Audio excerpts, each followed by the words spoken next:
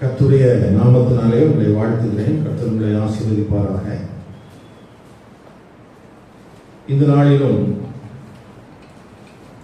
நாம் தொடர்ச்சியாக தியானித்துக் கொண்டிருக்கிற அப்போஸ்தலர் நடவடிக்கைகள் புஸ்தகத்திலிருந்து கர்த்தருடைய வார்த்தைகளை தியானிக்க பரிசுத்த ஆவியானவர் நம்மை பலப்படுத்துவாராக. இப்படி தொடர்ச்சியாக நாம் கர்த்தருடைய வார்த்தைகளை தியானிப்பதற்கு காரணம் என்னவென்றால், ஒருவேளை சிறிய காரியங்களை கூட நாம் கவனிக்காமல் விட்டுவிடக்கூடாது என்பதற்காகத்தான்.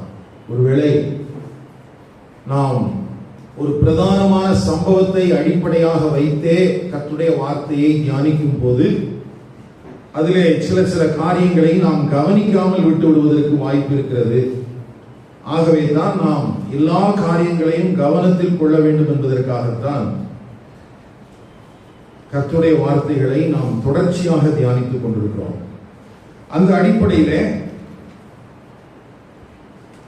எத்தியோப்பியனாகிய அந்த மனிதன் வாசித்துக் கொண்டிருந்த ஏசாயா தீர்க்கதரிசியின் ஆகமம் அதை எதை குறிப்பிடுகிறது என்று நாம் கடந்த 5 வாரங்களாக ஏசாயா தீர்க்கதரிசன புஸ்தகத்திலிருந்து தியானித்திருக்கிறோம். ஏசாயா 42ஆம் அதிகாரம், 49ஆம் அதிகாரம், 50ஆம் அதிகாரம், 52 கடைசி பகுதியிலிருந்து 53ஆம் அதிகாரம் என்று 5 செய்திகளாக நாம் கர்த்தருடைய வார்த்தைகளை தியானித்திருக்கிறோம். இவை எல்லாமே இயேசு கிறிஸ்துவை குறித்து தீர்க்க தரிசனமாக அவருடைய பிறப்பு, அவருடைய மரணம், உயிர்த்தெழுதல், அவர் பரத்துக்கு எடுத்துக் கொள்ளப்படுதல், திரும்ப வருதல் என்று சொல்லி எல்லா காரியங்களையும் உள்ளடக்கிய தீர்க்க தரிசனமாக எழுதப்பட்டிருக்கிறது. அப்படி எழுதப்பட்டிருக்கிற வார்த்தையை அந்த ஜனங்கள் தங்கள் கரங்களிலே வைத்திருந்தார்கள். இதிலே நாம் அறிந்திருக்க வேண்டிய ஒரு காரியம் இருக்கிறது. நம்முடைய வேதாகமத்தில், அதாவது 66 புஸ்தகத்திலையும்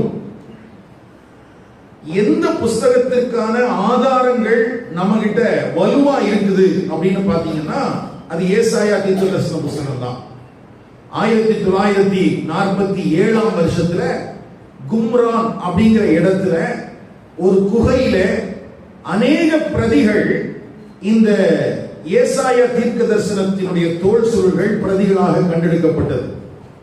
முகமது என்கிற ஒரு ஆடு மேய்க்கிற சிறுவன் தன்னுடைய ஆட்டை தேடி அவன் அலைந்து கொண்டிருக்கிற போது அவன் விளையாட்டுத்தனமாக கல்லை விட்டு எறிகிறான். அந்த கல் பட்ட இடத்திலிருந்து வருகிற சத்தம் வித்தியாசமாக இருந்ததினாலே அது வெளி உலகத்திற்கு காண்பிக்கப்படுகிறது. அந்த இடத்தை பரிசோதித்து பார்த்தபோது இந்த பழங்காலத்தின் ஏசாயா தீர்க்க தரிசன புஸ்தகத்தினுடைய சுருள்கள் ஆயிரக்கணக்கில் அங்கே பாதுகாத்து வைக்கப்பட்டிருக்கிறதை கண்டுபிடித்தார்கள். இன்றைக்கு அது 2000க்கும் அதிகமான காப்பிகள் என்று நம்பப்படுகிறது. அப்போ இந்த ஏசாயா புஸ்தகத்தினுடைய தோல் சூளை வைப்பதற்காக மாத்திரமே இங்கிலாந்து தேசத்திலே ஒரு பெரிய கட்டிடத்தையே கட்டியிருக்கிறார்கள். ஏனென்றால் அந்த தோல் சுருள் ஒரே நீளமான ஒரு தொகுப்பாக இருக்கிறதுனாலே அந்த தோல் சுருளை வைப்பதற்காக வட்ட வடிவத்திலே ஒரு கட்டடத்தை கட்டி அதிலே அந்த தோல் சுருள் பாதுகாப்பாக வைக்கப்பட்டிருக்கிறது. அப்படி நம்முடைய கரங்களிலே இருக்கிற வேதாகமத்தினுடைய இந்த பிரதிகளில் அதிகமான எண்ணிக்கையில் நமக்கு கிடைத்திருக்கிற ஒரு பகுதி ஏசாயா தீர்க்கதரிசன ஆகமம். அந்த அடிப்படையிலே இந்த ஏசாயா தீர்க்கதரிசி என்ன சொன்னார், இயேசு கிறிஸ்துவை குறித்து அவர் என்னவெல்லாம் எழுதியிருக்கிறார் என்பதை குறித்த ஒரு புரிதல் திருச்சபைக்குள்ளே இருக்க வேண்டியது அவசியம். நான் இந்த செய்தியை பிரசங்கிக்கும் போது என்னுடைய மனதில் என்ன நினைத்தேன் என்றால், கொஞ்சம் வருஷத்துக்கு முன்னால உங்களுக்கு எல்லாம் தெரியும், நம்முடைய பட்டணத்திலே ஒரு திருச்சபையார் 40 வருடமாக கர்த்தரை ஆராதித்துக் கொண்டிருந்தவர்கள் திடீரென்று ஒரு நாள் இயேசு இல்லை என்று சொல்லிவிட்டார்கள். அந்த நேரத்தில் நமக்கு மறுத்து சொல்வதற்கு இந்த பட்டணத்தில் யாருமே இல்லை. கிட்டத்தட்ட 500 பேர் இருக்கிற சபை. அந்த சகோதரர்களில் ஒரு சிலரை நான் தனிப்பட்ட விதத்தில் அறிவேன். அந்த அடிப்படையில் அவங்க பார்க்கும்போது இன்றைக்கும் பரிதாபமா இருக்குது. இந்த வாரத்தில் கூட நான் ஒரு 3 பேரை பார்த்தேன். ஏசாயா தீர்க்க தரிசன புஸ்தகத்திலும் இயேசு கிறிஸ்துவை குறித்து தீர்க்க தரிசனமாக எழுதப்பட்டிருக்கிற விஷயத்தை அவர்கள் அறிந்திருப்பார்களானால் இயேசு கிறிஸ்துவை அவர்கள் மறுதலித்திருக்க முடியாது. ஏனென்றால் அந்த மறுதலித்ததின் விளைவாக தன்னுடைய பைபிள்ல இருந்த பழைய புதிய ஏற்பாட்டை அப்படியே கிழிச்சு எடுத்துட்டாங்க. இதெல்லாம் நம்ம ஊர்ல ஈரோட்ல நடந்தது. அதன் விளைவாக இன்றைக்கும் அந்த கட்டிடம் மூடப்பட்டிருக்கிறது. 500க்கும் அதிகமான அந்த ஜனங்கள் சிதறி போயிருக்கிறார்கள். அப்போ ஒருவேளை இன்றைக்கு நமக்கு அற்பமாய் தோன்றுகிற இந்த வசனம் அவர்களுக்கு தெரிந்திருந்தால் அவர்கள் இயேசு கிறிஸ்துவை என்ன செஞ்சிருக்க மாட்டாங்க, மறுதலிச்சிருக்க மாட்டாங்க. அப்ப சில நேரத்தில் நமக்கு கிடைக்கிற இந்த பொக்கிஷம் அதனுடைய வேல்யூ நமக்கு தெரியறதில்லை. அதனால என்ன பொறுத்த வரைக்கும் நான் எப்படி பிரசங்கம் பண்ணேன்னா, ஒருவேளை யாராகிலும் தேவ தூஷணம் பண்ணுகிறவர்கள் அல்லது தேவனை நிந்திக்கிறவர்கள் எழும்பி பின்னாட்களிலே இயேசுவை குறித்த அவதூறான காரியங்களை சொன்னாலும் கூட இந்த வார்த்தைகள் அவர்களுக்கு பதில் உரைப்பதாக இருக்கட்டும் என்கிறதாகத்தான் என்னுடைய மனதிலே நான் எண்ணம் கொண்டிருக்கிறேன். அதனால ஒருவேளை இந்த வசனத்தை நம்ம எதற்காக தியானிக்கிறோம் என்பதை குறித்த ஒரு தீர்க்கமான பார்வையோடு கூட நீங்கள் காணப்பட கர்த்தர் உங்களுக்கு கிருபை செய்வாராக. ஏன்னா இந்த வேத பகுதிக்குள்ள ஒரு வசனத்துல தியானிச்சுட்டு இருக்கும் போதுதான் நம்முடைய கவனங்களை அங்கே திருப்பினோம். 28வது வசனத்துல ஊருக்கு திரும்பி போகும்போது தன் ரதத்தில் உட்கார்ந்து ஏசாயா தீர்க்கதரிசியின் ஆகமத்தை வாசித்துக் கொண்டிருந்தான். இப்படி ஒரு மனிதன் ஏசாயா தீர்க்கதரிசன புஸ்தகத்தை வாசித்துக் கொண்டிருக்கிற போது பரிசுத்த ஆவியானவர் அந்த ரதத்துடனே சேர்ந்து கொள்ள சொல்லி பிலிப்புவை ஆண்டவர் அங்கே அனுப்பினார். இப்படித்தான் இந்த சம்பவங்களை நாம் அறிந்திருக்கிறோம். அப்ப ஏசாயா தீர்க்கதரிசன புஸ்தகத்துல அந்த மனிதன் எந்த பகுதியை வாசித்துக் கொண்டிருந்தான் என்று நாம் ஓரளவுக்கு விளங்கிக் கொள்ளலாம் என்றால், இன்றைக்கு நான் சொன்ன மாதிரி 4 வேத பகுதியில் ஏதோ ஒரு பகுதியா இருக்கலாம். ஏசாயா 42 அல்லது 49 அல்லது 50 அல்லது 52 இருந்து 53ஆம் அதிகாரம் வரை. ஆனால் குறிப்பாக அநேக கர்த்தருடைய ஊழியக்காரர்கள் சொல்லுகிற காரியம் என்னவென்றால், ஏசாயா 53ஆம் அதிகாரம் 7ஆம் 8ஆம் வசனத்தை தான் அவன் வாசித்துக் கொண்டிருக்க வேண்டும் என்று நம்புகிறார்கள். காரணம், அங்கே இப்படி ஒரு வார்த்தை எழுதப்பட்டிருக்கிறது 32ஆம் வசனத்திலே, அவர் ஒரு ஆட்டை போல அடிக்கப்படுவதற்கு கொண்டு போகப்பட்டார், மயிர் கத்தரிக்கிறவனுக்கு முன்பாக சத்தமிடாதிருக்கிற ஆட்டுக்குட்டியை போல அவர் தமது வாயை திறவாதிருந்தார், அவர் தம்மை தாழ்த்தின போது அவருடைய நியாயம் எடுத்து போடப்பட்டது, அவருடைய ஜீவன் பூமியிலிருந்து எடுபட்டு போயிற்று, அவருடைய வம்சத்தை யாராலே சொல்ல முடியும் என்பதே. அப்போ கடந்த வாரத்தில் நம்ம அதை குறித்து பார்த்தோம். பாவம் எவ்வளவு கொடியது என்றும் அந்த பாவத்துக்கு பரிகாரமான பலியாக அன்றைக்கு பிரதான ஆசாரியன் எவ்வளவு கவனமாக அந்த பலி காரியங்களை செலுத்த வேண்டும் என்பதை குறித்தோம். முதலாவது காளையின் ரத்தத்தோடு கூட அவன் முதலாவது முறை போக வேண்டும். 2வது முறை ஆட்டுக்குட்டியினுடைய ரத்தத்தோடு அவன் மகாபரிசுத்த ஸ்தலத்துக்குள் போக வேண்டும். 3வது இஸ்ரவேலின் பாவங்களை எல்லாம் சுமத்தி ஒரு போக்காடு விடப்பட வேண்டும். அதையெல்லாம் செய்த பிறகும் கூட தனக்கான சுத்திகரிப்பு பலிகள் இருக்கிறது.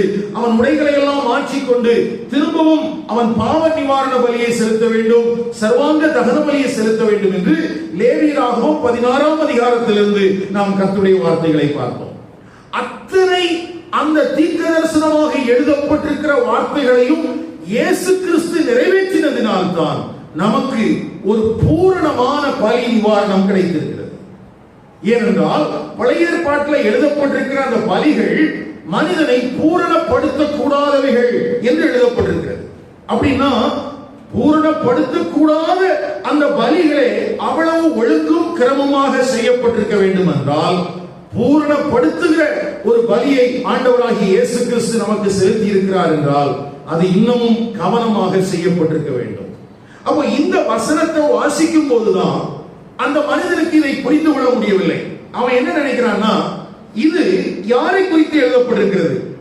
அந்த பகுதியில நம்ம இப்படி வாசிக்கிறோம். 34ஆம் வசனத்துல மந்திரி பிலிப்பை நோக்கி, தீர்க்கதரிசி யாரை குறித்து இதை சொல்கிறார்? தம்மை குறித்தோ வேறொருவரை குறித்தோ எனக்கு சொல்ல வேண்டும் என்று கேட்டுக்கொண்டான். இவனுடைய கேள்வி என்னன்னா, ஒருவேளை தீர்க்கதரிசி தன்னை குறித்து சொல்லுகிறாரோ என்று.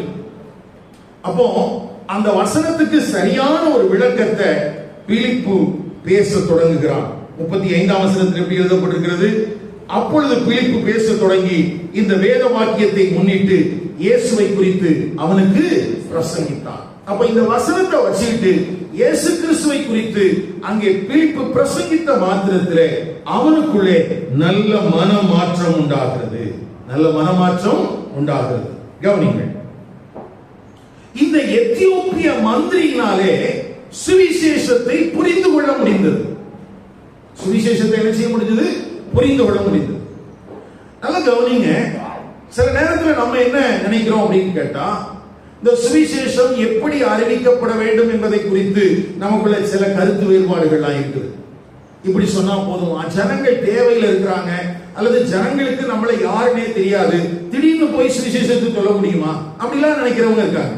நல்ல கவனிங்க, சுவிசேஷம் என்ன என்பதை அந்த ஜனங்கள் புரிந்து கொள்ள வேண்டும். சுவிசேஷம் என்ன என்பதை என்ன செய்யணும்? அந்த ஜனங்கள் புரிந்து கொள்ளணும். இயேசு கிறிஸ்துவை விசுவாசினா எதுக்காக இயேசு விசுவாசிக்கணும்? நம்மளை பொறுத்த வரைக்கும் என்னன்னா, நமக்கு கேள்வியை யாரும் கேட்டக்கூடாது, நம்ம சொன்னா அப்படியே நம்பிடணும் தான் நினைக்கிறோம். அப்படி இல்லை. இயேசு கிறிஸ்துவை விசுவாசி என்று நீங்கள் பிரசங்கிக்கிறீர்களே, ஏன் அவரை விசுவாசிக்க வேண்டும்? எந்த விதத்தில் அவர் சிறந்தவர் அப்படின்னு சொன்னா நமக்கு பதில் சொல்றது தெரிஞ்சிருக்கும். கவனிங்க, பிலிப்புவுக்கு அவன் பந்தி விசாரிப்புக்காரனாகத்தான் ஏற்படுத்தப்பட்டிருந்தான். ஆனால் ஏசாயா 53ஆம் அதிகாரத்தில் எழுதப்பட்டிருந்த கிறிஸ்துவை குறித்து அவனுக்கு என்ன செஞ்சிருந்தது? தெரிந்திருந்தது. அதனாலதான் அவனால அதை எக்ஸ்பிளைன் பண்ண முடிஞ்சது. இன்னைக்கு அநேக நேரத்தில் சுவிசேஷத்தை அறிவிக்கிற நாம் தேவனை குறித்தும் தேவனுடைய வார்த்தையை குறித்தும் அறிவில்லாத இருக்கிறோம். அது ஆபத்து. அது என்னது? ஆபத்து. நமக்கு தெரிஞ்சிருக்கணும் ரட்சிப்பின் திட்டம் எப்படிப்பட்டது என்று. புறவினத்தாருக்கு சுவிசேஷம் அறிவிக்கப்படும் போது அது எப்படி அறிவிக்கப்பட வேண்டும், அந்த சுவிசேஷத்தை வேதம் எப்படி சொல்கிறது என்று நாம் தெரிந்திருக்க வேண்டும். வேதத்தை அறிந்திருந்த யூதர்களுக்கு மத்தியில் சுவிசேஷம் அறிவிக்கப்படும் போது அவர்களுக்கு அது எப்படி அறிவிக்கப்பட வேண்டும் என்று நமக்கு தெரிந்திருக்க வேண்டும். இங்கே இந்த மனிதன் யூத மார்க்கத்தில் சேர்ந்தவன். இவன் புறவினத்தான் அல்ல. இவன் யார்? யூத மார்க்கத்தில் சேர்ந்தவன். புறவினத்தானாக இருந்து யூத மார்க்கத்தில் அவன் சேர்ந்திருக்கிறான். ஆகவே தான் அவன் எருசலேமுக்கு வருகிறான். ஆகவே தான் அவன் பலிகளை செலுத்துவதற்கு வருகிறான். அப்படியானால் யூத மார்க்கத்தில் அமைந்திருந்த இந்த மனிதனுக்கு சுவிசேஷம் எப்படி சொல்லப்பட வேண்டும் என்பதை குறித்து பிலிப்பு சரியாக அறிந்திருந்தான். அந்த ரட்சிப்பின் திட்டங்கள் சரியான விதத்தில் அறிவிக்கப்பட்ட போது அந்த நிலம் நல்ல நிலமாக இருந்தது. இயேசு கிறிஸ்து சொல்றாரு இல்லையா, மத்தேயு 13ஆம் அதிகாரம் 23ஆம் வசனத்துல, நல்ல நிலத்திலே விழுந்த விதை அது 30, 60, 100 என்ன செய்கிறதா? பலன் கொடுக்கிறதா? அந்த அடிப்படையில இந்த மனிதனுடைய இருதயம் நல்ல நிலமாக இருந்ததினாலே அது 30, 60, 100 என்ன செய்தது? பலன் கொடுத்தது. அநேக நேரங்களில் சுவிசேஷத்தை கேட்கிற மனிதர்கள் தங்கள் நிலத்தை பக்குவப்படுத்தாததினாலே, அவருடைய இருதயம் செம்மையா இராதபடியினாலே, கர்த்தருடைய வசனம் எவ்வளவு பலமாய் வெளிப்பட்டாலும் கூட அதை கேட்டு அந்த ஜனங்கள் மனம் திரும்ப முடியாதபடிக்கு அவர்கள் பாவத்தின் வஞ்சனையிலே அகப்பட்டவர்களாக இருக்கிறார்கள். நான் சொல்றேன், உங்களுக்கு புரியுதா? ஜனங்களுக்கு என்ன செய்ய முடியல? எவ்வளவுதான் பரிசுத்த ஆவியானுடைய நடத்திப்போடு நம்ம கர்த்தருடைய வார்த்தைகளை சொன்னாலும் அதை கேட்கிற ஜனங்களுடைய இருதயம் செம்மையா இராதபடியினாலே அவர்கள் மறுபடியும் ஜெனிப்பிக்கப்படுவது என்பது கூடாத காரியமாக இருக்கிறது. அப்போ இங்கே இந்த மனிதனுக்குள்ள அப்படி இல்லாம உடனடியாக பிலிப்பு ரொம்ப ரெடியா இருக்கிறான், வசனத்தெல்லாம் விளக்கி காண்பிக்கிறான். அதை கேட்ட அந்த மனிதனும் சரியான விதத்தில் அதை விளங்கிக் கொள்கிறான். இப்போ அந்த இடத்துல மறுபடியும் ஜெனிப்பிக்கப்பட்ட இந்த எத்தியோப்பியனாக மந்திரி மறுபடியும் என்ன செய்யப்பட்டிருக்கிறான்? ஜெனிப்பிக்கப்பட்டிருக்கிறான். அதாவது உள்ளான இருதயத்துக்குள்ள அவனுக்குள்ள மாற்றம் வந்துருச்சு. உள்ளான இருதயத்துக்குள்ள என்ன செஞ்சிருச்சு? மாற்றம் வந்துருச்சு. அதனால தான் 36ஆம் வசனத்தில் எப்படி வாசிக்கிறோம், இவ்விதமாய் அவர்கள் வழி நடந்து போகையில் தண்ணீர் உள்ள ஓரிடத்திற்கு வந்தார்கள். அப்பொழுது மந்திரி, இதோ தண்ணீர் இருக்கிறதே, நான் ஞானஸ்நானம் பெறுவதற்கு தடை என்ன என்றான். இப்போ உடனே கேட்கிறான், ஞானஸ்நானம் பெறுவதற்கு என்னையா தடை? கவனிங்க, இன்னைக்கு சபைக்குள்ள வர்ற ஜனங்கள், ஐயா நான் ஞானஸ்நானம் எடுக்கிறேன் அப்படின்னு சொன்னா நம்ம என்ன சொல்றோம்னா, கொஞ்சம் பொறுங்க அப்படின்னு சொல்றோம். அப்படி சொல்றோமா? கொஞ்ச நாள் ஆகட்டும். ஏன்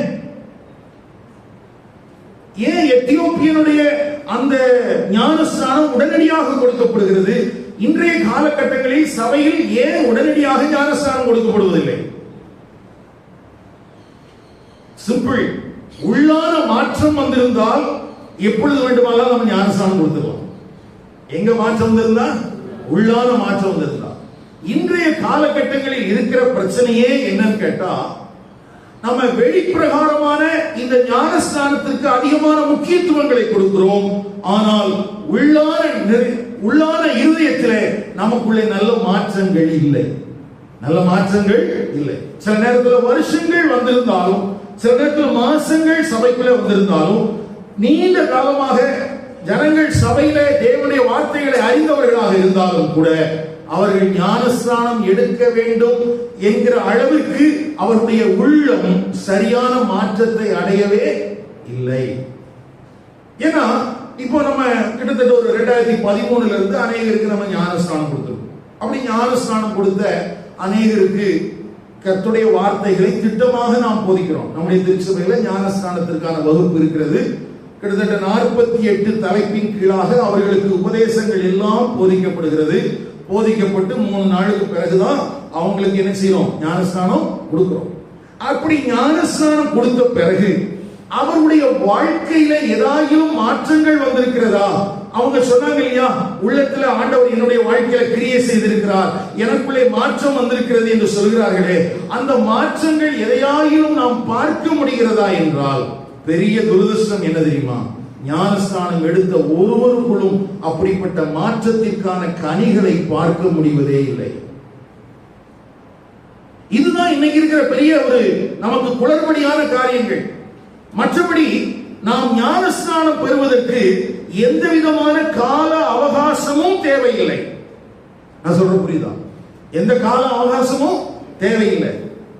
ஞானஸ்நானம் பெறுவதற்கு ஒருவர் மனப்பூர்வமாக வருகிறார் என்றால் உடனடியாக தண்ணீர் இருந்தால் நாம் கொடுத்து விடலாம். உடனடியாக தண்ணீர் இருந்தால் நமக்கு என்ன செஞ்சிடலாம்? கொடுத்துடலாம். ஆனா இன்னைக்கு நமக்கு அதுலயும் பிரச்சனை இருக்குது. தண்ணீர் தான் மட்டும் பத்தாது, கொடுக்கிறதுக்கு நல்ல பிரபலமான ஊழியக்காரர்கள் தேவை. ஆனா கந்தாகி என்பவனுக்கு மந்திரியா இருந்த மனிதனுக்கு அப்படியெல்லாம் இல்லை. நான் சில நேரத்தில் இப்படி யோசிக்கிறது, பிரபலமான ஊழியர்களுக்கு ஒருவேளை அதிகப்படியான கேள்வி ஆண்டவர் கேட்டார்னா எதுக்காக கேட்பாருன்னா ஞானஸ்நானம் கொடுத்ததுக்காக கேட்பாரு. எப்ப யாரோ சொன்னாங்கன்னு சொல்லி முக்கி எடுத்தியே, அவன் பிறகு என்ன ஆனான்னு ஏதாவது பார்த்தியா? நம்மளை பொறுத்த வரைக்கும் என்னன்னா, பிரபலமான ஆட்கள் கையில ஞானஸ்நானம் எடுத்துட்டேன்னா அது கூட நான் நேரடியாக எங்க போயிடலாம்?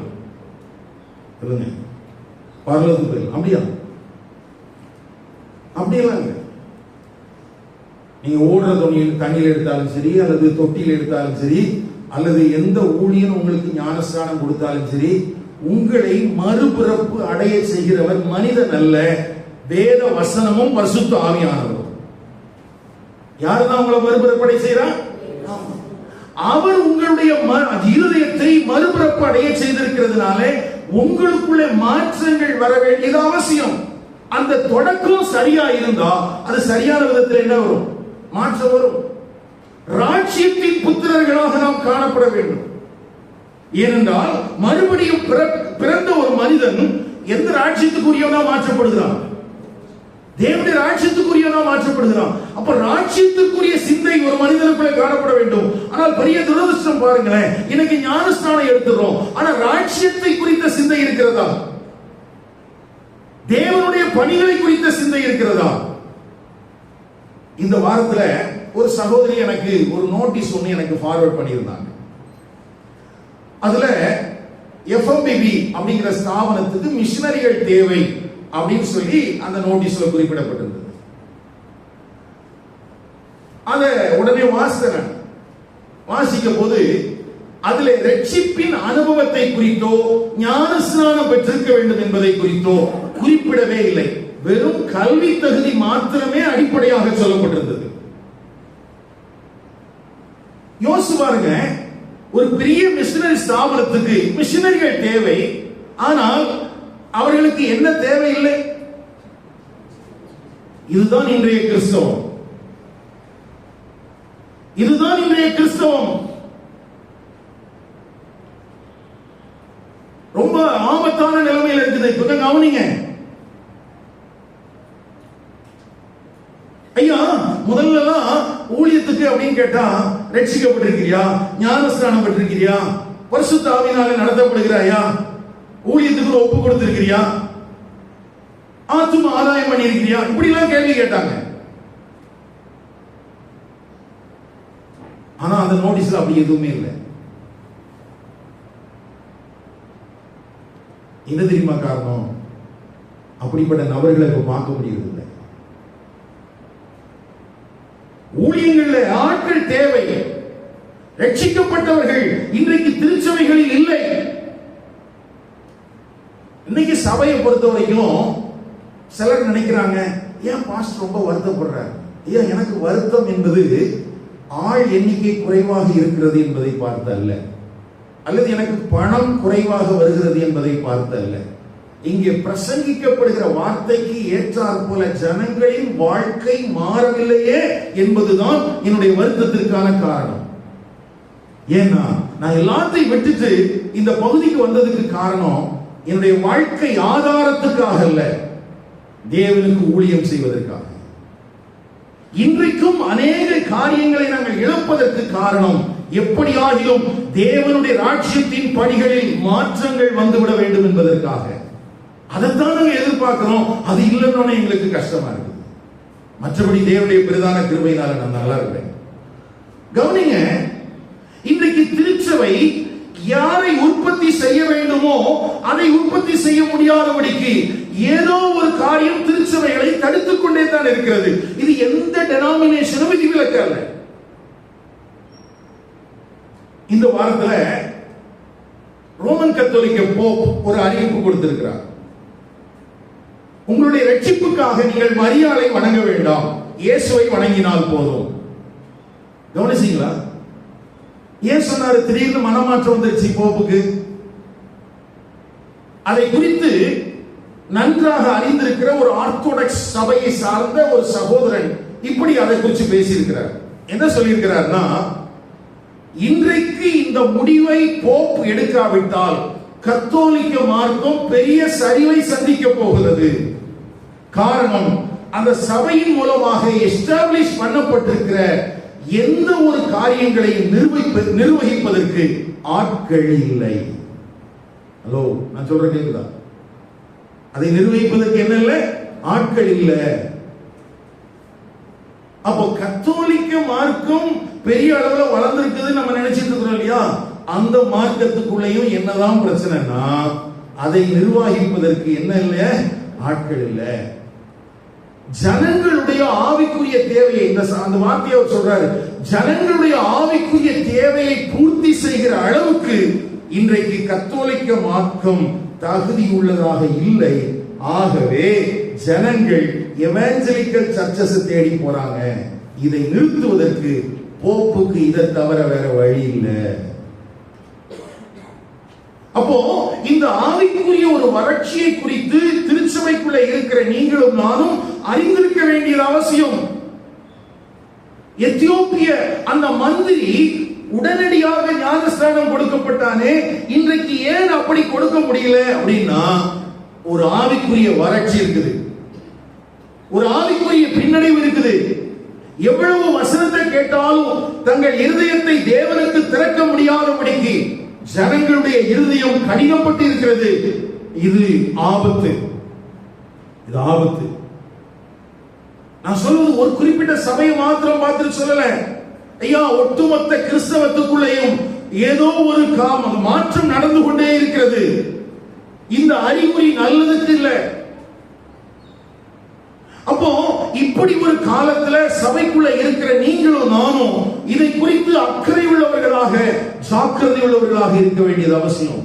அப்ப பாருங்க, ரோமன் கத்தோலிக்க சபையில ஆட்களுக்கு பஞ்சம் வந்திருக்குது, ஆர்த்தோடாக்ஸ் சபைகள்ல பஞ்சம் இருக்குதுன்னு சொல்றாங்க.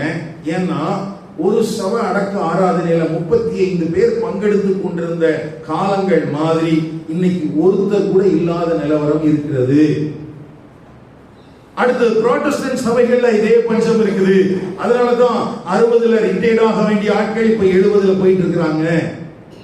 பெந்தெகோஸ்தே சபைகள், சுயாதீன திருச்சபைகள் எல்லாம் இதற்கு விதிவிலக்கு அல்ல.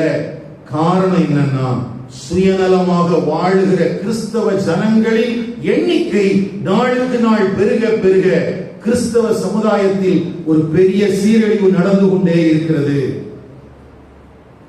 அதனுடைய விளைவுதான் ரட்சிக்கப்பட்டீர்களா என்று கேட்கவில்லை, கல்வி தகுதி இருந்தால் போதும்.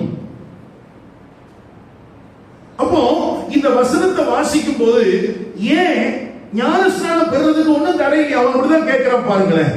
36ஆம் வசனத்துல தண்ணீர் இருக்கிறதே, நான் ஞானஸ்நானம் பெறுகிறதற்கு தடை என்ன? ஒரு தடை இல்லை. 37ஆம் வசனம் நமக்கு பைபிள கொடுத்திருக்கிறாங்க. ஆக்சுவலா ஒரிஜினல் அந்த டெக்ஸ்ட்ல இல்லைன்னு சொல்றாங்க. அதனால சில ஆங்கில வேதாகமங்களை பாத்தீங்கன்னா அந்த 37ஆம் வசனத்துல எம்டியா தான் இருக்கும். 38ஆம் வசனம் தான் இருக்கும். ரதத்தை நிறுத்த சொன்னான், அப்பொழுது பிலிப்பு மந்திரியும் ஆகிய இருவரும் தண்ணீரில் இறங்கினார்கள். பிலிப்பு அவனுக்கு ஞான ஸ்நானம் கொடுத்தான். கவனிங்கள், அமெரிக்கா தேசத்தை சார்ந்த ஒரு ஊழியர், அவர் உக்ரைன் நாட்டிற்கு ஊழியம் செய்வதற்காக போனார். அப்போ உக்ரைன் தேசத்துல இருக்கிற சபையில இருக்கிற ஒரு ஊழியக்காரர் அந்த அமெரிக்கா ஊழியரை பார்த்து கேட்டார், ஐயா, எங்க சபையில அவிசுவாசிகளும் இருக்கிறாங்க, விசுவாசிகளும் இருக்கிறாங்க, இதெல்லாம் நாங்க எப்படி ஹேண்டில் பண்றது அப்படின்னு சொல்லி அவர் கேட்டார். சபைக்குள்ள யாரெல்லாம் இருக்காங்களா? அவிசுவாசிகளும் இருக்கிறாங்க, விசுவாசிகளும் இருக்கிறாங்க, இதை எப்படி ஹேண்டில் பண்றது? அப்ப உடனடியாக அமெரிக்கர் சொன்னார், இல்ல, களஞ்சியத்துக்கு வரக்கூடிய எந்த தானியத்துக்குள்ளேயும் பதிர்கள் கலந்திருப்பதற்கு வாய்ப்பு இருக்கிறது, அப்படித்தான் இருக்கும், அதை ஒன்றும் செய்ய முடியாது அப்படின்னு அவர் சொன்னாலும் அந்த ஊழியர் எழுதுகிறார், என்னுடைய உள்ளத்திலே உடனடியான ஒரு எண்ணம் வந்தது, அமெரிக்காவில் மாத்திரமல்ல உக்ரைனிலும் சபையிலே அவிசுவாசிகளும் விசுவாசிகளும் கலந்துதான் இருக்கிறார்கள். இதை படிச்சோன்னு எனக்கு தோணுச்சு, அமெரிக்காவிலும் உக்ரைனிலும் மாத்திரமல்ல இந்தியாவிலும் சபையில எப்படிதான் இருக்கிறாங்க, விசுவாசிகளும் அவிசுவாசிகளும் கலந்தே இருக்கிறார்கள். பக்கத்தில் இருக்கிற நீங்க யாரு, விசுவாசியா விசுவாசியா? நீங்க யாரு? நம்மளே சொல்லிட கூடாது. எந்த மாமரமாகுது நான் மாமரம்னு போர்டு வச்சிருக்குதா, அது கனியை கொடுத்து காட்டுது நான் யாருங்கிறது. எந்த மரமும் தனக்கு தானே எதை வைத்துக் கொள்கிறது இல்லை, போர்டு வச்சுக்கிறது இல்லை, அது தன்னுடைய கனிகளாலே அது யாருன்னு காட்டுது. அந்த கனியை பார்த்து கனியை புசித்து தான் இது நல்ல மரமா கெட்ட மரமான்னு சொல்லி என்ன செய்ய முடியும், கண்டுபிடிக்க முடியும். ஆனா நம்மள சரி, இத நம்ம ஒரு எளிதான விதத்துல புரிந்து கொள்ள வேண்டி இருக்குது. கவனிங்க, இப்போ நம்ம பார்த்துட்டு இருக்கிறது ஒரு காணக்கூடிய சபை. இது என்ன சபை? காணக்கூடிய. இது ஸ்தல சபை, இது நம்ம கண்ணில் பார்க்கிறோம். இது இல்லாம வேதத்துல ஒரு காணக்கூடாத ஒரு அதிர்ஷ்டமான சபையை குறித்து எழுதியிருக்கிறது, உருவகங்கள்ல எழுதியிருக்கிறது.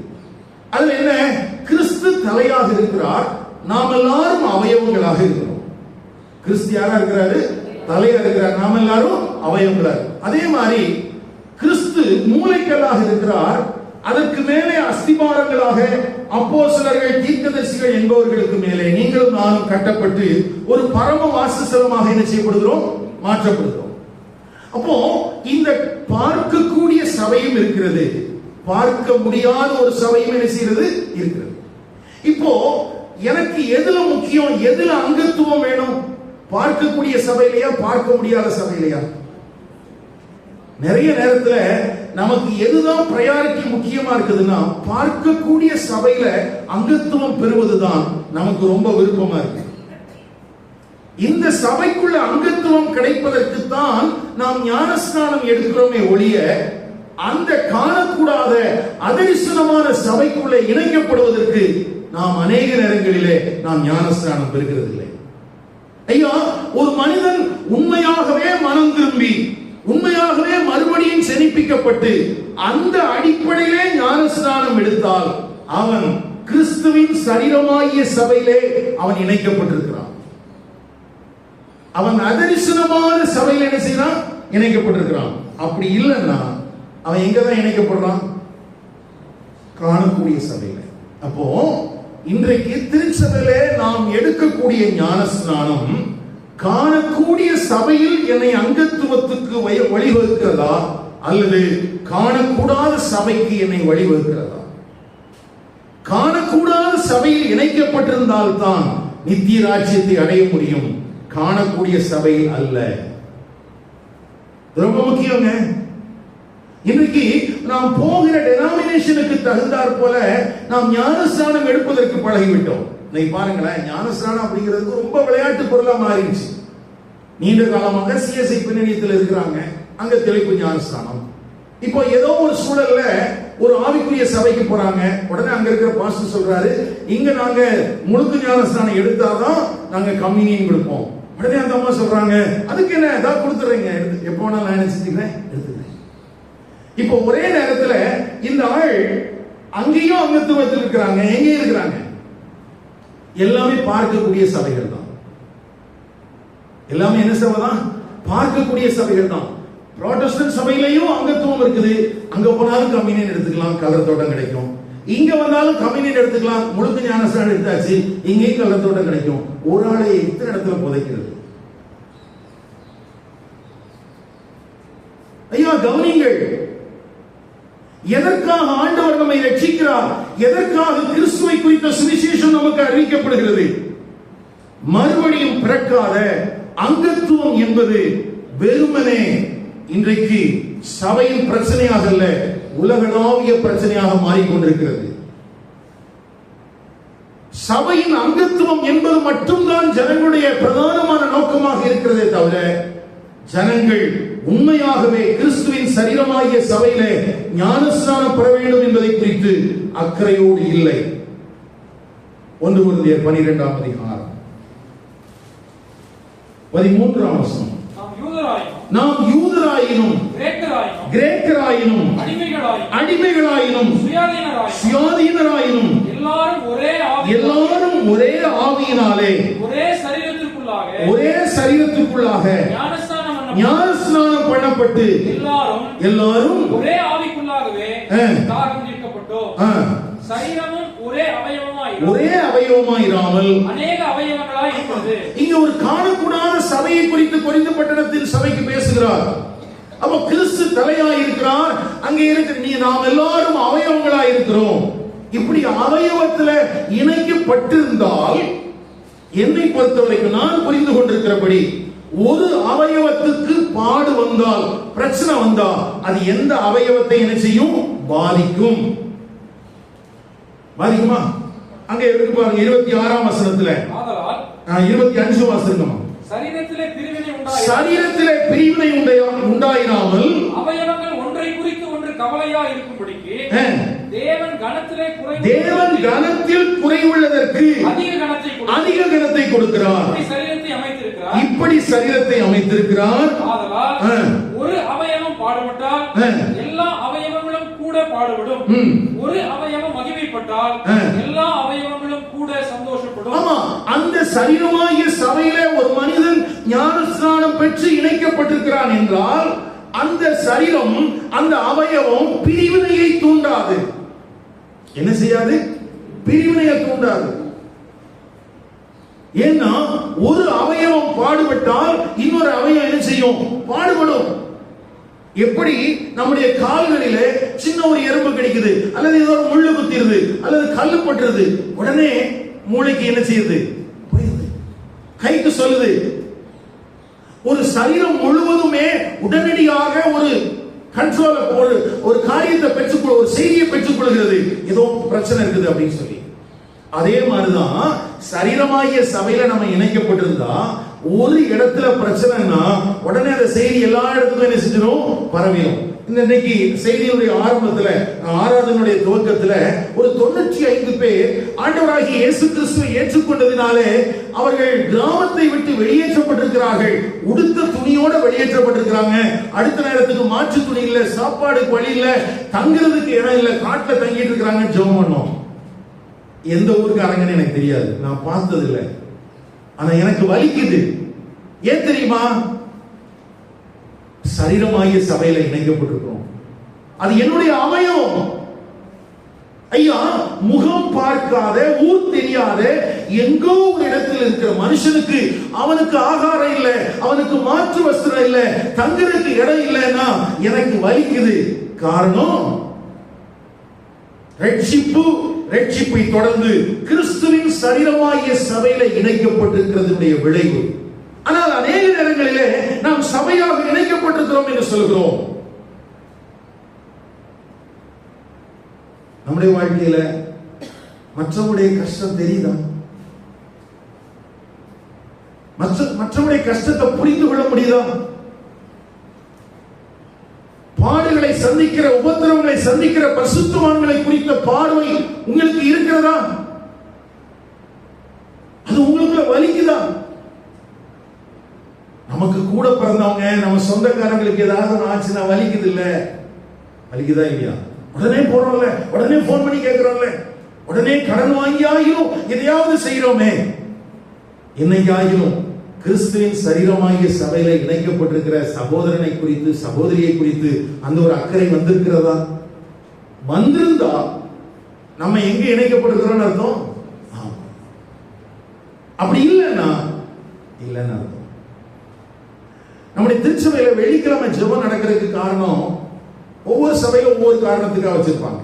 சில இடத்துல விசுவாச தொடர்றதுக்காக வச்சிருப்பாங்க, சில இடத்துல அற்புதங்கள் அடையாளங்கள் நடக்கணுங்கிறதுக்காக வச்சிருப்பாங்க.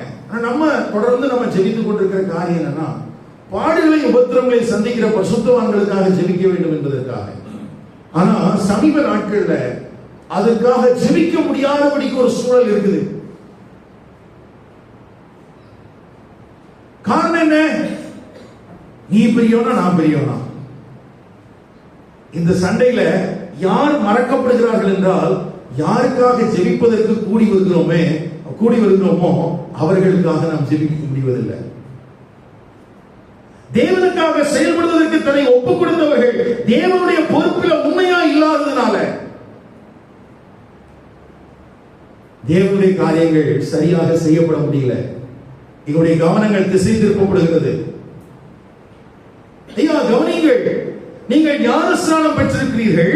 ஞானஸ்நானம் பெற்று காணக்கூடாத ஒரு சபையிலே அங்கத்துவம் பெற்றிருந்தீர்களானால் அங்கே நடைபெறுகிற எந்த காரியங்களும் உங்களை பாதிக்கும்.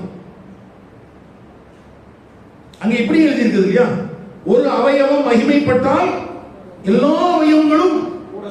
ஆமா, நமக்கு சில நேரத்தில் வாட்ஸ்அப்ல செய்தி வரும், அது உண்மையா பொய்யான்னு தெரியல. நானும் ஒரு செய்தியை பார்த்துட்டு இருக்கிறேன். 3000 பேர் ஞானஸ்நானம் எடுத்தாங்கன்னு ரொம்ப வருஷமா வந்துட்டு இருக்கு. வாட்ஸ்அப் தொடங்கினதுல இருந்து வந்துட்டு இருக்கு. ஏன்னா நம்ம இந்த ஃபார்வர்ட் பண்ற மெசேஜ் உண்மையா பொய்யா, என்ன டேட், இதையுமே பார்க்க மாட்டாங்க நம்ம ஆட்கள். அதை குறித்து நாம் சந்தோஷப்படுகிறோம். 3000 பேர் ஞானஸ்நானம் எடுக்கிறாங்க, வெரி குட், சந்தோஷம் தான். அதை குறித்து சந்தோஷப்படுகிற நாம் ஒவ்வொரு நாளும் நெருக்கடியாய் விடப்படுகிற ஏழை பரிசுத்தவான்களை குறித்து ஏன் நாம் கரிசனை கொள்வதில்லை? தயவு செய்து இதை குறித்து நீங்கள் கவனமாய் இருக்க உங்களை அன்பாய் கேட்கிறேன். அப்போ இந்த மனிதன் ஞானஸ்நானம் பெற்றான். ஏன்னா இந்த வேத பகுதிக்குள்ள இன்னொரு மனுஷனும் ஞானஸ்நானம் எடுத்தான் இல்லையா? நான் பாட்டு நடக்கும் போதே உங்களுக்கு சொன்னேன். இந்த அப்போஸ்தலர் 8ஆம் அதிகாரத்துல இன்னொரு மனிதன் என்ன செய்தான்? ஞானஸ்நானம் எடுத்தான். அவனும் கிறிஸ்துவ அறிக்கை பண்ணி தான் எடுத்தான்.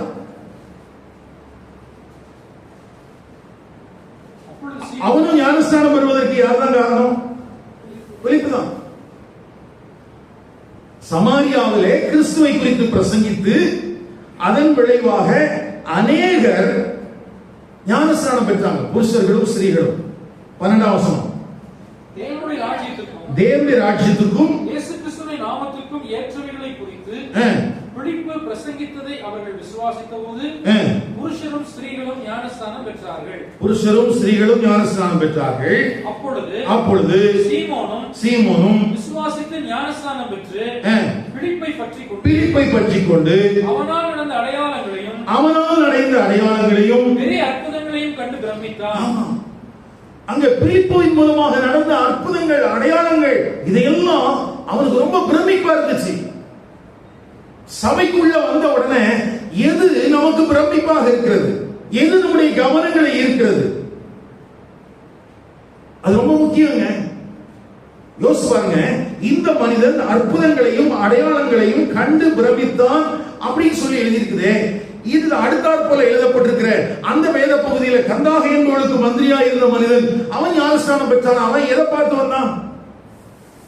அவன் சிம்பிள். அவன் ஒரு ஏசாயா புத்தகத்தை வாசிட்டு இருந்தான். அது அவனுக்கு புரியல. அதை விளக்கி சொன்னாங்க. கிறிஸ்துவ குறித்து சொன்ன உடனே கிறிஸ்துவ விசுவாசித்தான், ஞானஸ்நானம் பெற்றான், அவனும் தேவனுடைய சபைகளை சேர்த்துட்டான். அவனுக்கு அற்புதங்களை அடையாளங்கள் எல்லாம் பார்த்து பிரமிக்கக்கூடிய வாய்ப்பெல்லாம் அவனுக்கு என்ன செய்யல, கிடைக்கல. இப்போ இன்றைக்கு நம்மை எது பிரமிப்படைய செய்கிறது? ரெண்டு பேரும் கிறிஸ்துவில ஞானம் விசுவாசம் இருப்பதாகத்தான் சொன்னாங்க. அதனாலதான் நான் உங்ககிட்ட கேட்கிறேன், நீங்களும் கிறிஸ்துவில் விசுவாசம் இருப்பதாகத்தான் ஞானஸ்நானம் பெற்றீர்கள். ஆனால் கனி எங்கே?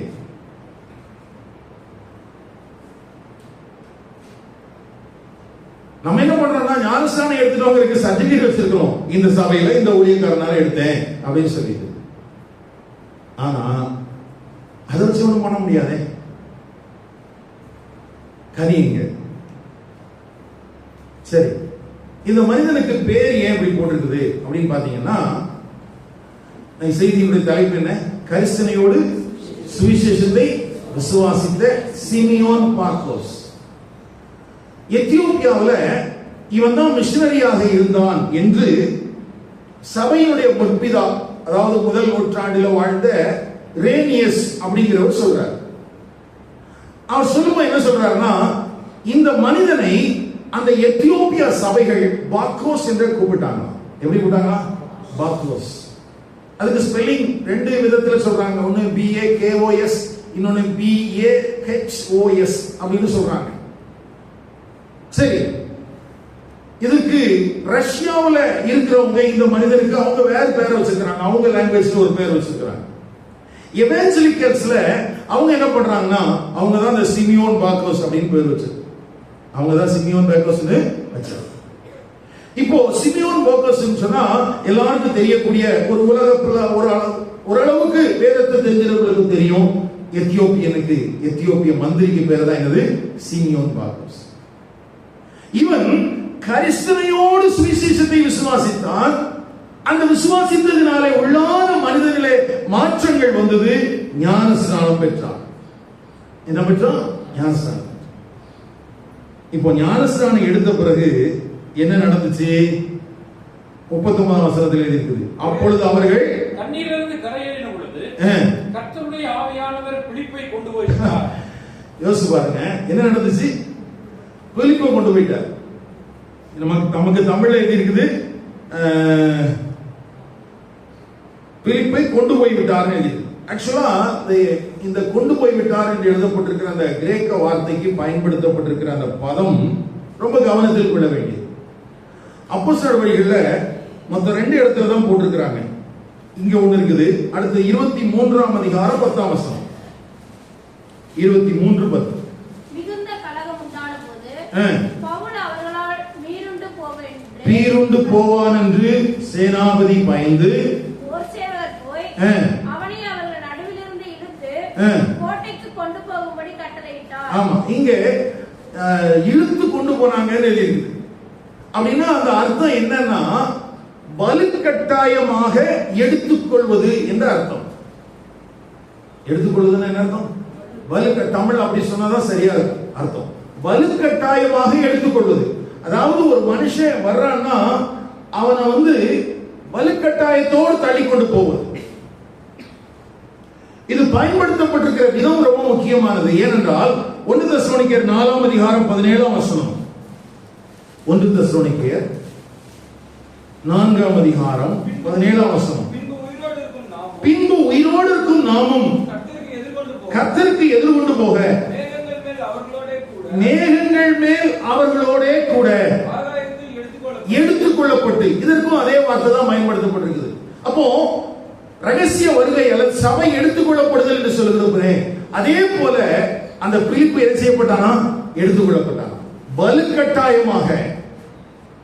யோசிச்சு பாருங்களேன், ஞானஸ்நானம் கொடுத்துட்டு இருக்கிற ஒரு இடத்துல 2 பேர் மட்டும்தான் இருக்கிறாங்க. வேற அந்த மந்திரியினுடைய அதிகாரிகள் எல்லாம் ரதத்தில் இருந்திருக்கலாம். ஏன்னா ஒரு உயர்ந்த பதவியை வகிக்கிறவனா இருக்கிறதுனால அவன் கூட சேர்ந்து பயணிச்சவங்க இருப்பாங்க. அவன் சாட்சியா தான் அவன் ஞானஸ்தானம் எடுத்துருக்கான். இப்ப கொடுத்த ஆள் திடீர்னு காணும். இப்ப நம்மளால தான் என்ன பண்ணிருப்போம்? கொஞ்சம் வருஷத்துக்கு முன்னால ஒரு ஃபெலோஷிப் மீட்டிங்காக நான் போயிருந்தேன் மொடக்குறிச்சிக்கு. அப்படி போயிருக்கும் போது ஒரு ஊழியக்காரி அங்க இருந்தாங்க. அப்போ அவங்கள குறிச்சு அந்த கூடுகை முடிந்த பிறகு பேசிட்டு இருக்கும்போது அவங்க சொன்னாங்க, நம்ம காவேரி ஆத்துல வந்து ஞானஸ்நானம் கொடுப்பதற்காக அந்த ஊழியக்காரர் ஞானஸ்நானம் கொடுக்கறதுக்காக போயிருந்திருக்கார் தன்னுடைய சபையாரை கூட்டிட்டு. தண்ணி வேகமா வந்துட்டு இருந்ததுனால ரொம்ப கொஞ்சம் கஷ்டப்பட்டு தான் கொடுத்துருக்குறாங்க. என்ன ஆச்சுன்னு தெரியல. ஆனா ஞானஸ்நானம் கொடுத்த கையோட அந்த ஊழியரும் தண்ணீரே போய்விட்டார், கிடைக்கல. அந்த அவருடைய மனைவி ஊழியம் செஞ்சுட்டு இருக்கிறாங்க மொடக்குறிச்சி பகுதியில. அம்மன் கோவில் அப்படின்னு ஒரு பகுதி இருக்கு, யாருக்கா தெரியுமா? கொடுமுடி தாலுகா. யோசிச்சு பாருங்க, அப்படி ஒரு சூழல் எப்படி இருந்திருக்கும்?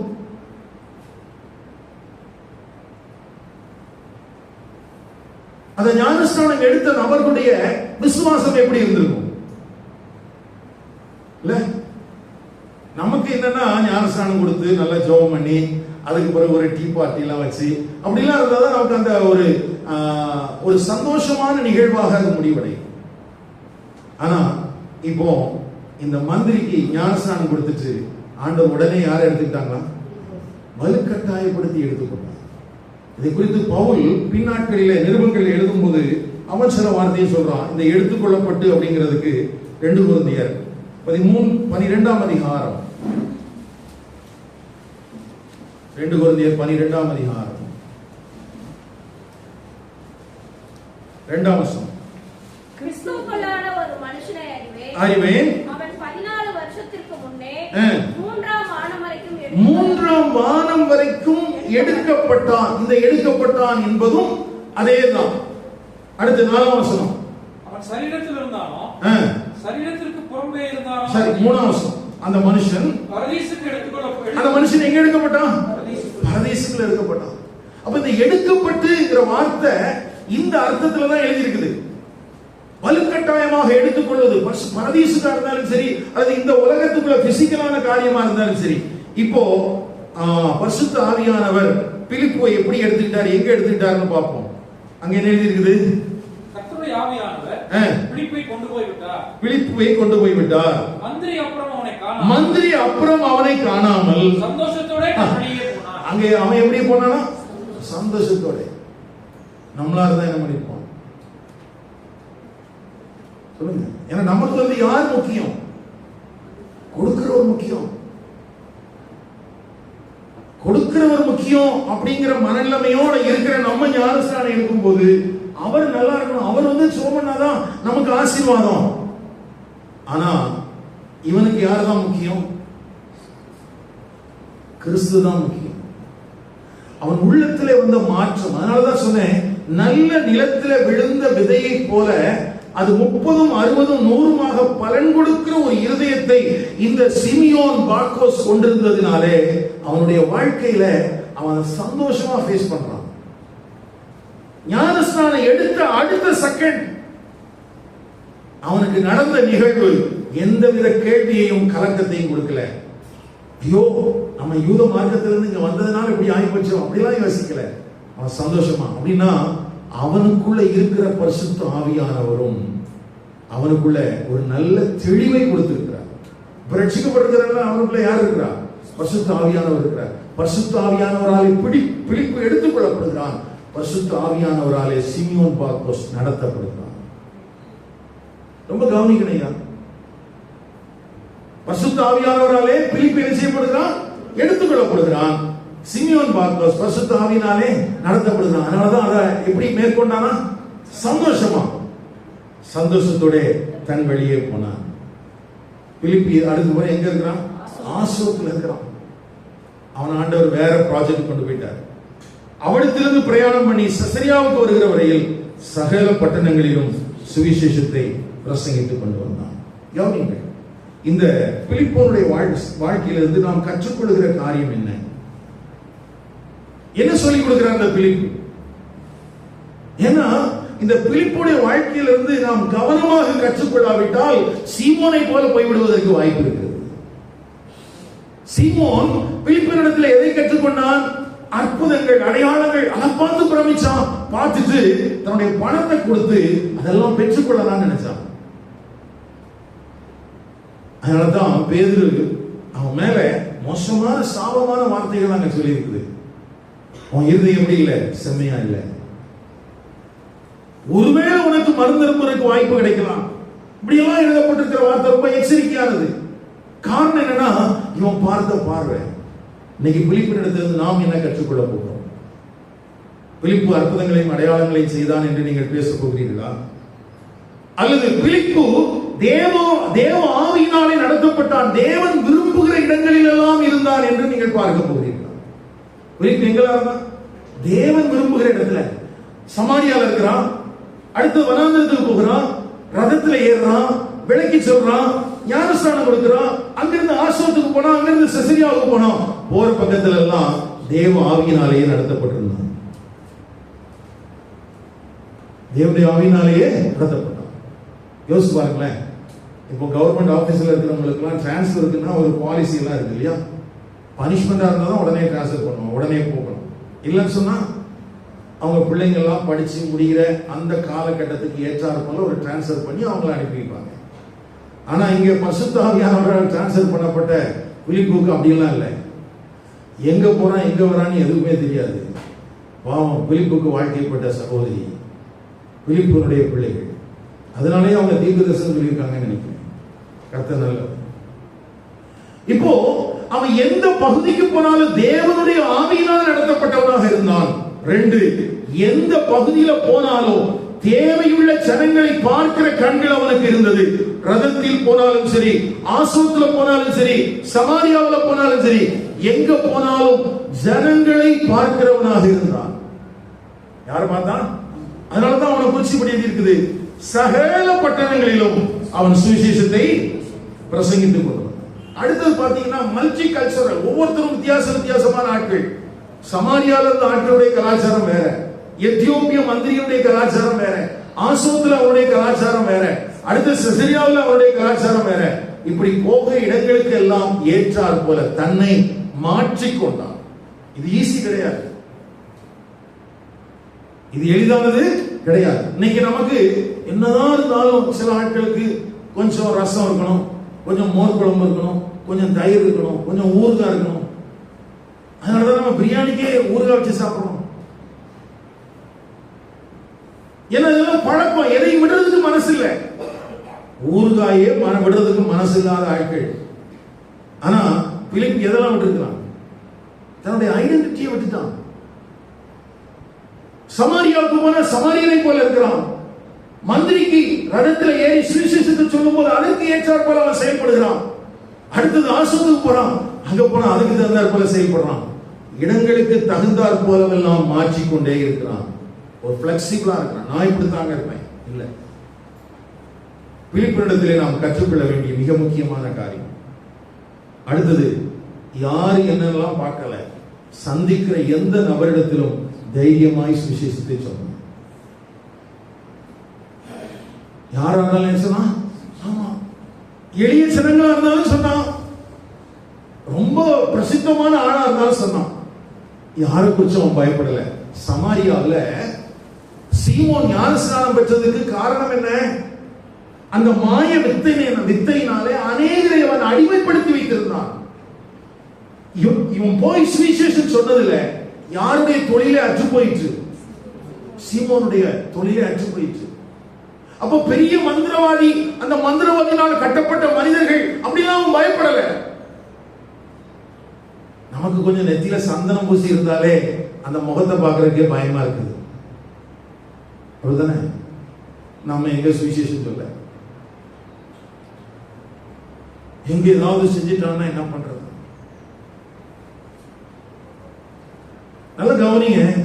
மாய வித்தைக்காரனால் பிடிக்கப்பட்டிருக்கிற ஜனங்களுக்கு சுவிசேஷத்தை அறிவித்து தைரியமாக அந்த பிடியிலிருந்து அவர்களை கொண்டு வருகிறதில் அவன் கவனமாக இருந்தான். அரசவையில இருக்கிறவனா இருந்தாலும் அவன் விடல, பிசாசி பிடியில இருக்கிறவனா இருந்தாலும் விடல. சகல ஜனங்களுக்கும் சுவிசேஷத்தை அறிவிப்பதற்கு அவன் கவனமுள்ளவனாக இருந்தான். ஒரு காரியத்தை சொல்லிட்டு முடிக்கிறேன். பாரம்பரியமான சபைகள் பிரதான கட்டளை அப்போஸ்தலர்களுக்கு என்று சொல்கிறார்கள். பிரதான கட்டளை யாருக்கு சொல்றாங்க? அப்போஸ்தலர்களுக்கு சொல்றாங்க. இவன் பிரதான அப்போஸ்தலனா? இல்ல, இவன் பந்தி விசாரிப்புக்காக ஏற்படுத்தப்பட்டான். அப்ப பந்தி விசாரிப்புக்காக ஏற்படுத்தப்பட்டிருந்த பிலிப்புவும் இயேசு கிறிஸ்துவினுடைய பிரதான கட்டளையை கை கொண்டிருக்கிறான் என்றால் நீங்களும் நானும் அது கை கொள்ள வேண்டிய கட்டளையே ஆகும். அது யாருக்கானதுதான்? அது நமக்கானதுதான். அது பிரதான அப்போஸ்தலர்களுக்கு மாத்திரமே உரியது என்று திருச்சபை தப்பித்துக் கொள்ளவே முடியாது. கரிசனையோடு சுவிசேஷத்தை விசுவாசித்த சிமியோன் பாக்கோசும் கரிசனையோடு சுவிசேஷத்தை சுமந்து சென்ற அந்த பிலிப்புவும் இன்றைக்கு நம்முடைய வாழ்க்கையின் மாதிரிகளாக இருந்தால் நாமும் தேவனுடைய ராஜ்யத்தின் பணிகளிலே தொய்வில்லாமல் முன்னேறி செல்வதற்கு அது ஏதுவாக இருக்கும்.